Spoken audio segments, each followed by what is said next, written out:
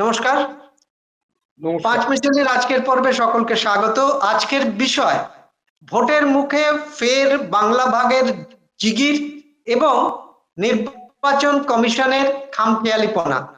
এই বিষয়ে আমরা কথা বলবো জাতীয় বাংলা পরিষদের সভাপতি ডক্টর অরিন্দম বিশ্বাস এবং রাজনৈতিক বিশ্লেষকও বটে।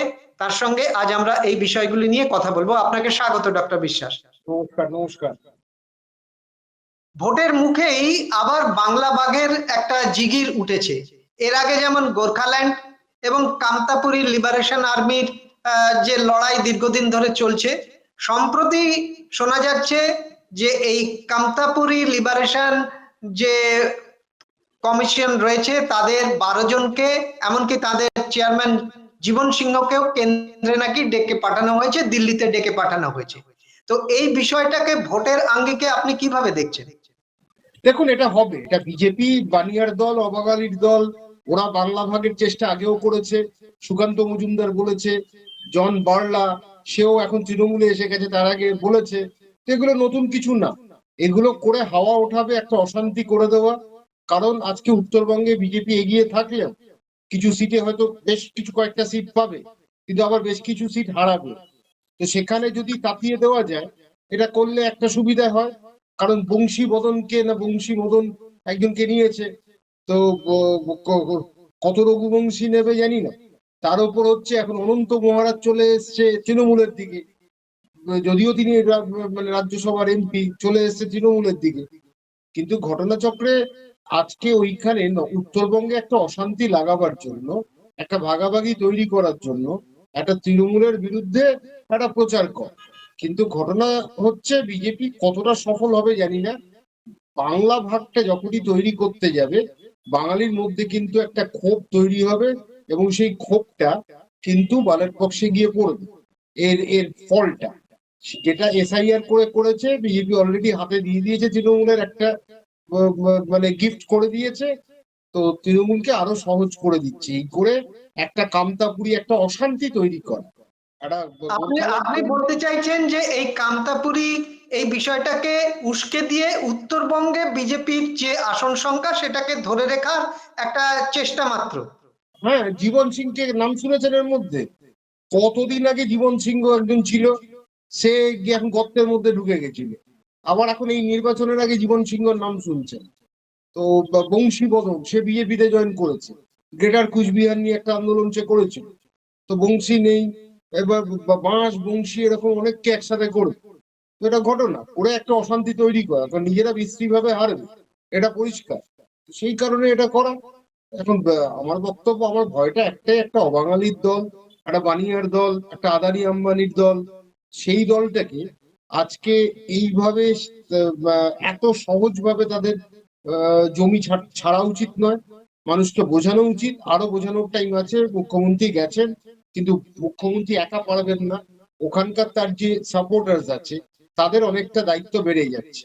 এগুলো মানুষকে বোঝানো যে এই ছল চাতুরি করে মানুষকে বিভাজন করা, ধর্মের নামে বিভাজন করা, এগুলো বিজেপি করছে। বিজেপিকে একেবারে উড়িয়ে দাও। বাংলার মানুষ সেটা পারে, ভালোভাবেই পারে, এবং সেটা করে দেখা। এবারে একটু ভোটের বিষয়ে আসা যাক, বিশেষ করে নির্বাচন কমিশনের কাজে। বিবেচনাধীন 60 লাখ ভোটারের মধ্যে বহু মানুষের নাম ইতিমধ্যে তারা প্রকাশ করেছে, কিন্তু তার মধ্যে কোনো স্বচ্ছতা নেই। যা শোনা যাচ্ছে সংবাদ মাধ্যমে ইতিমধ্যে যা খবর, তাতে আগের এবং পরের সব মিলিয়ে প্রায় 88 লাখ নাম বাদ যেতে পারে। এই বিষয়টাকে আপনি কিভাবে দেখছেন? মনে রাখতে হবে শুভেন্দু অধিকারী এইসবের বহু আগে বলেছিল 1,20,00,000 নাম বাদ যাবে। সংখ্যাটা কিন্তু প্রায় সেই 1 কোটির কাছাকাছি যাচ্ছে। দেখুন, একটা কথা, মানে নির্বাচন কমিশন পক্ষপাতমূলক কাজ করেছে, এটা নিয়ে কোনো সন্দেহ নেই। আর নির্বাচন কমিশনকে কে চালাচ্ছে? শুভেন্দু অধিকারী না সুকান্ত মজুমদার না অমিত শাহ না নাড্ডা গাড্ডা চাড্ডা তারা চালাচ্ছে, বা দাঁথানি গাথানিরা চালাচ্ছে? আজকে নির্বাচন কমিশনের কুমারবাবু একেবারেই পুরোপুরি সারেন্ডার করে দিয়েছে ওটা বিজেপির কাছে, বাংলার বাঙালিকে শেষ করার জন্য।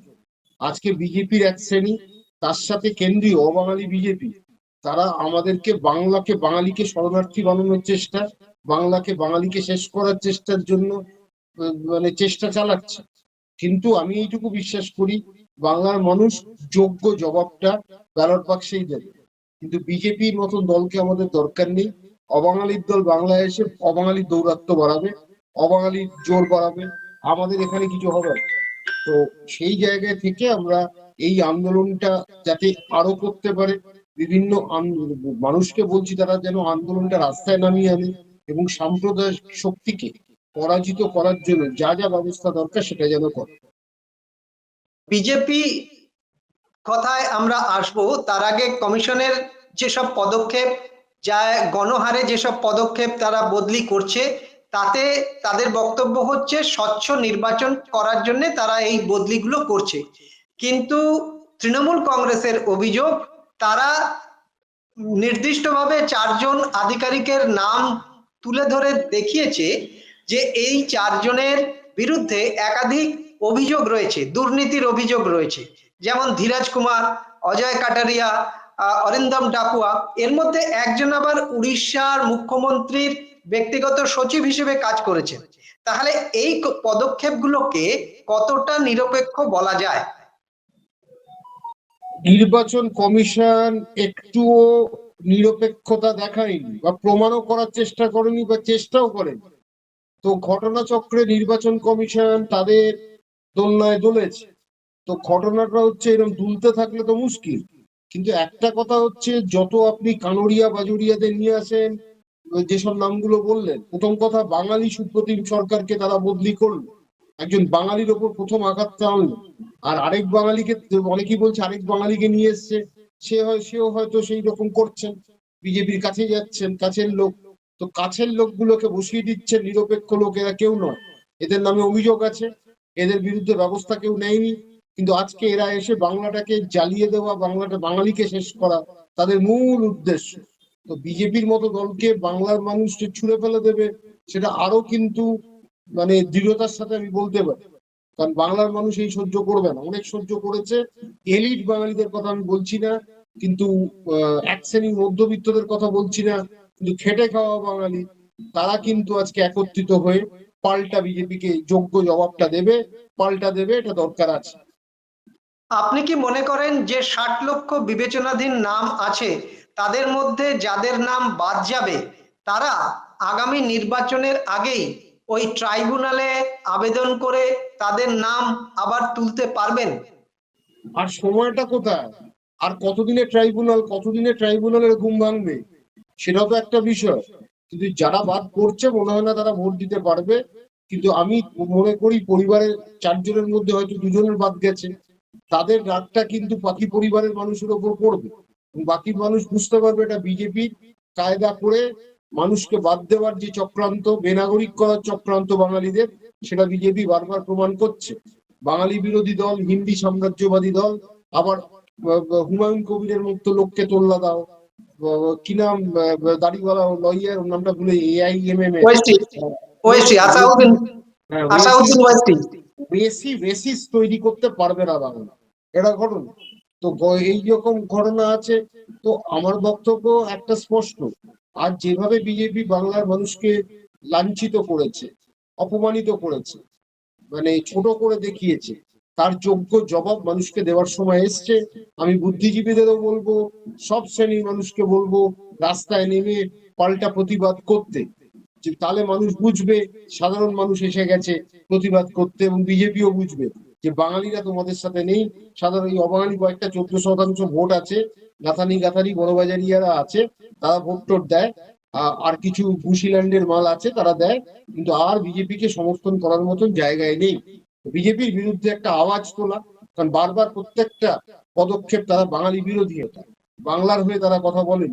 বাঙালি বিরোধী যারা, তাদের বিরুদ্ধে আওয়াজ উঠুক, গর্জে উঠি আমরা, আর তার সাথে একটা আন্দোলন হোক, দুর্বার আন্দোলন, তাতে কিন্তু বিজেপি থমে যায়, থিতিয়ে যায়। তো আগামী নির্বাচনে বামেদের অবস্থান কিরকম হবে বলে আপনি মনে করছেন? তাদের ভোট শতাংশ কি বাড়বে? কিছু জায়গায় বাড়বে, কয়েকটা সিটে বাড়বে, আবার কয়েকটা সিটে কমবে, কয়েকটা সিটে আরো খারাপ হবে, কিন্তু ওভারঅল পার্সেন্টেজ খুব একটা ইমপ্রুভ করবে না। আমরা শূন্যই থাকবে, খুব যদি লাকি হয় তাহলে 2টো সিট হয়তো পাবে, কিন্তু কংগ্রেস ওর থেকে বেশি সিট পাবে। কংগ্রেস এখনো দেয়নি প্রার্থী তালিকা, আজ মুর্শিদাবাদ মালদাতে কিন্তু কংগ্রেস কিছু সিট বার করবে, এটা নিয়ে কোনো সন্দেহ নেই। ভোট শুরু হওয়ার আগেই বা ভোটের ফলাফল আসতে এখনো বহু দেরি, 4ঠা মে ভোটের ফলাফল জানা যাবে, তার আগেই কিন্তু দিলীপ ঘোষ বলতে শুরু করেছেন যে বিজেপি যদি ক্ষমতায় আসে তাহলে উত্তরপ্রদেশের মতো এ রাজ্যেও বুলডোজার নীতি চালু করা হবে। আপনি কি বলবেন? না ঠিক আছে, দিলীপ ঘোষের পকেটে অনেক বুলডোজার থাকে, পেলোডার থাকে, উনি দেবেন। উনি তো কদিন আগে ওনার ওয়াইফ প্রচন্ড ক্ষুব্ধ হয়ে গেছে টিকিট না পাওয়ার জন্য। উনি কতটা সন্তুষ্ট আছে সেটা দেখা। এখন ঘটনা হচ্ছে ওনার পকেটে হয়তো পেলোডার বুলডোজার আছে, খেলনা দুটো বার করলে তো অসুবিধা নেই, আমিও তো বলতে পারি। তো কিন্তু বুলডোজার নিয়ে এসে এসব এসব কথা বোকার মতো বলে, এগুলো কোনো মানে রেলেভেন্স, এগুলো একেবারে হচ্ছে মানুষকে তাতানোর জন্য দিলীপ ঘোষ শুরু করেছে, মানুষকে ভুল বোঝানোর জন্য। মানুষ তার, আবার বলছি, মানুষ তার যোগ্য জবাব দেবেন। দিলীপ বাবুই নিজের সিট ঠিক রাখতে পারবেন কিনা জানি না। আপনাকে শেষ প্রশ্ন করব, আগামী নির্বাচনের আগে জাতীয় বাংলা পরিষদের ভূমিকা কি হবে? জাতীয় বাংলা পরিষদ চেষ্টা করবে একটা মিছিল করার, এটা চেষ্টা চলছে, আমাদের কথাবার্তা চলছে। আমরা সাম্প্রদায়িক শক্তিকে পরাস্ত করতে বলবো, আর আমাদের যারা সাপোর্টার্স, যারা সদস্য, যারা সহযোদ্ধা আছেন এবং বাঙালি মানে পুরোপুরি যারা বাংলার বাঙালিকে এটাই বলবো, তিনটে তিনটে বিষয়ের উপর গুরুত্ব দিতে। যে যে কনস্টিটিউয়েন্সিতে অসাম্প্রদায়িক বাঙালি আছে তাকে ভোট দাও, সৎ বাঙালিকে ভোট দাও, আর বাঙালিকে ভোট দাও, এইটা পরিষ্কার কথা। এই দুটো নিয়ে আমাদের লড়াই।